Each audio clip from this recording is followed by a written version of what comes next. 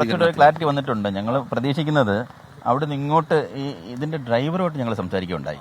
Driver means ഈ medical student ആണ്. അദ്ദേഹമായിട്ട് സംസാരിച്ചു. അദ്ദേഹത്തിന്റെ കാല് ലെഫ്റ്റ് സൈഡ് പേരിൽ ഒരാളായിട്ടുള്ള വാഹനം ഓടിച്ച ആളുടെ വണ്ടിയിൽ 11 പേരുണ്ടായിരുന്നു അദ്ദേഹം പറയുന്നത്. 11 പേരുണ്ടായിരുന്നു.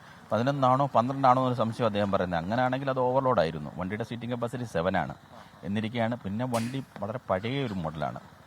നാച്ചുറലി അതിന്റെ ഗ്ലാസ് വളരെ ഒപ്പേക്കായിരിക്കും. വളരെ വൈപ്പർ ഇട്ടാലും അത്ര ക്ലാരിറ്റി. ഇവിടെ എപ്പോഴും ഇരുട്ടാണ്. ഇവിടെ ഈ സ്ഥലം ഈ മരം നിൽക്കുന്നു. പിന്നെ ഈ മഴ പെയ്യുന്ന സാഹചര്യത്തിൽ നാച്ചുറലി എന്തോ ഒരു ഓബ്ജക്റ്റ് അപ്പുറത്ത് നിന്ന് ഇങ്ങനെ വരുന്നത് കണ്ടിട്ട് അതിങ്ങനെ വെട്ടി ഇങ്ങോട്ട് എടുക്കുകയും ഇതൊരു പക്ഷേ ഈ ഭാഗത്തൂടെ ആയാലും ഈ വിട്ട് വെച്ച് അതിൻ്റെ കോണറിൽ ഇടിക്കാം.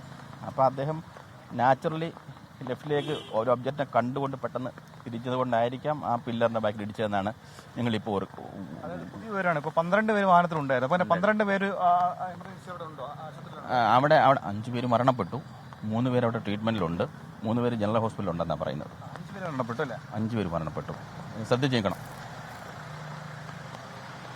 12 പേര് ആശുപത്രിയിൽ എത്തിയിട്ടുണ്ടോ? 5, 3, 8 പേര് നമ്മുടെ മെഡിക്കൽ കോളേജിലുണ്ട്.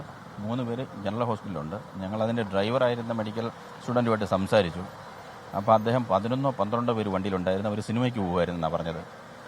സ്പീഡ് ചെയ്യാനുള്ള സാധ്യത അവിടെ ആ ജംഗ്ഷനിൽ നിന്ന് ഇത്രയും ദൂരം ഉള്ളത് കൊണ്ട് എത്രത്തോളം. പിന്നെ അത് തന്നെയുമല്ല, ഇത്ര ഒരു പഴയ മോഡലല്ലേ. 2010 മോഡൽ ടവേര എന്ന് പറയുമ്പം അതിൻ്റെ ഒരു ഷോർട്ട് ഡിസ്റ്റൻസിൽ എടുക്കാവുന്ന സ്പീഡിനൊക്കെ ഒരു ലിമിറ്റുണ്ട്. അങ്ങനെ ഒരു പെട്ടെന്നൊരു 90-ലേക്കൊന്നും വരാൻ പറ്റുന്നൊരു വണ്ടിയല്ലത്. കാഴ്ചയുടെ പ്രശ്നമാണ് ഇതിൻ്റെ ബേസിക് ആയിട്ടുള്ള കാരണം. എന്നാൽ ഞങ്ങളുടെ ടീം അത് വിലയിരുത്തിയിരിക്കുന്നത്. ഓവർലോഡ് 12 പേരുണ്ടായിരുന്നു. 12 പേരാന്ന് അദ്ദേഹം ഡ്രൈവർ തന്നെ പറയുകയുണ്ടായി. ഡ്രൈവർ മീൻസ് ആ സ്റ്റുഡൻറ്റ് കുട്ടി എന്നോട് സംസാരിക്കുകയുണ്ടായി. അവൻ്റെ ലെഫ്റ്റ് ഹാൻഡ് ലെഗ് പോയിട്ടുണ്ട്, ഒടിഞ്ഞിട്ടുണ്ട്. അയാൾക്ക് സംസാരിക്കാം. അയാൾ നോർമലായിട്ടുണ്ട്.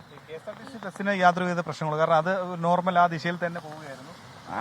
ഏതെങ്കിലും ഒരു മോട്ടോർ സൈക്കിളിനെയോ ചെറിയ വണ്ടിയോ ഇത് ഓവർടേക്ക് ചെയ്തിരിക്കുന്നുള്ള കാര്യം നമുക്ക് ഇനി അറിയാൻ കഴിയും. ഈ അന്നത്തെ ഒരു സാഹചര്യത്തിൽ നമുക്ക് വണ്ടി കണ്ടതിൽ നിന്നും ഒരുപാട് റോങ് സൈഡിലേക്കല്ല KSRTC കിടന്നത്. KSRTCയുടെ ഈ കോർണറിലാണ് ഇടിച്ചിരിക്കുന്നത്. ഞങ്ങൾ വിചാരിക്കുന്നത്, ഞങ്ങളുടെ വിലയിരുത്തൽ, ഇതിൻ്റെ റൈറ്റ് സൈഡ് പില്ലറിൻ്റെ ബാക്കിലായിരിക്കും ഇടി കിട്ടിയിരിക്കുന്നത്. അതായത് ഡ്രൈവറിൻ്റെ ബാക്കിലുള്ള പില്ലറിന് ബാക്കിലോട്ടായിരിക്കും ഇടി കിട്ടിയിരിക്കുന്നത്. അപ്പോഴാണ് ഈ വണ്ടി കംപ്രസ്ഡ് ആയിരിക്കുന്നത്. ഒരുപക്ഷെ ആ കമ്പാർട്ട്മെൻറ്റിലിരുന്ന ആ റോയിലിരുന്ന കുട്ടികൾക്കായിരിക്കും.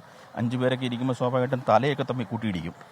മുഖവും തലയൊക്കെ തമ്മിൽ കൂട്ടിയിടിച്ചിട്ട് ആയിരിക്കും ഇത് സംഭവിച്ചത്. മേജറായിട്ടുള്ള ആക്സിഡൻറ്റ്സ് പറ്റിയിരിക്കുന്നത് അല്ലെങ്കിൽ ഡെത്തായവരൊക്കെ സെക്കൻഡ് റോയിലിരുന്നവരായിരിക്കും. ഡ്രൈവർക്ക് ഈ പ്രശ്നമേ ഉള്ളൂ. അപ്പം തന്നെ നമുക്ക് നാച്ചുറലി കണക്കാക്കാം.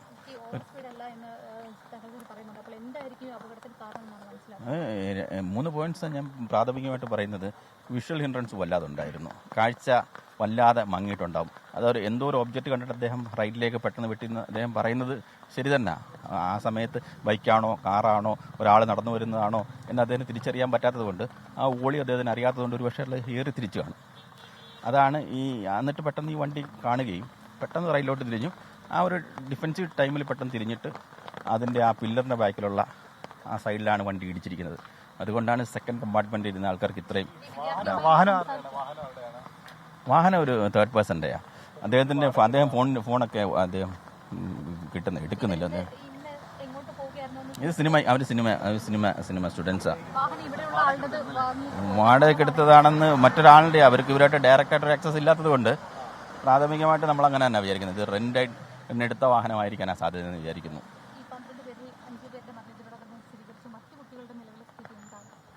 മറ്റ് ഈ വണ്ടി ഓടിച്ചിരുന്ന ആളുമായിട്ട് ഞാൻ സംസാരിച്ചിരുന്നു.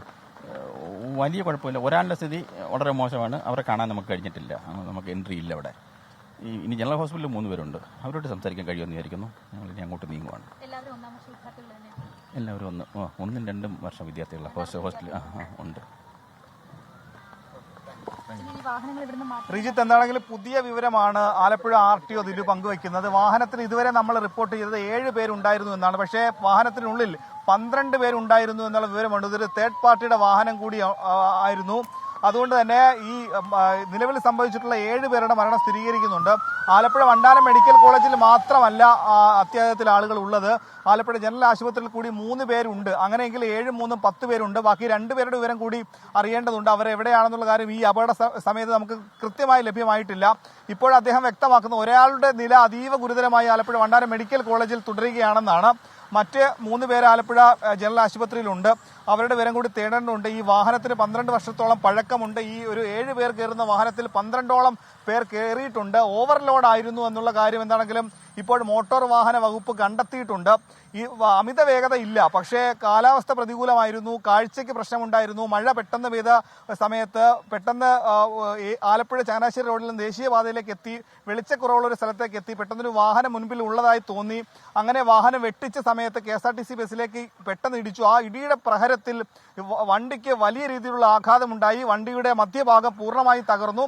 പരസ്പരം കൂട്ടിയിടിച്ച് തന്നെയാണ് ഈ വലിയ അപകടം, ഈ ജീവഹാനിയിലേക്ക് വിവരങ്ങൾ നൽകിക്കൊണ്ടിരിക്കുന്നത്. ഈ വാഹനത്തിൽ ഓവർലോഡ് ആയിരുന്നു എന്നുള്ള കാര്യം വ്യക്തമാവുന്നുണ്ട്.